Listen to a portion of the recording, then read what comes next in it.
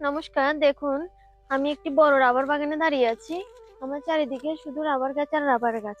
কি এক মনোরম দৃশ্য এবং সবুজ বনায়নের মধ্যে দাঁড়িয়ে রয়েছি।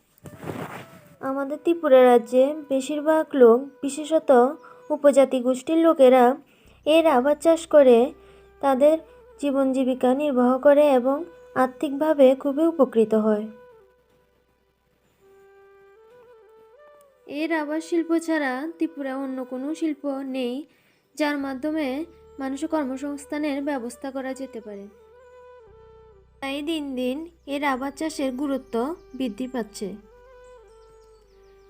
দেখুন এই রাবার গাছ থেকে কিভাবে রাবার সংগ্রহ করা হয়। গাছের মধ্যে কতগুলি পাত্র বসানো থাকে। গাছের ছাল কেটে পাত্রের মধ্যে রাবারের ল্যাটেক্স বা তরুক্ষীর সংগ্রহ করা হয়। এই যে দেখুন সাদা রঙের হয়। এগুলি প্রসেসিংয়ের মাধ্যমে এর থেকে রাবার শিট তৈরি করা হয়। এগুলি তারপর বাজারজাত করা হয়। নমস্কার।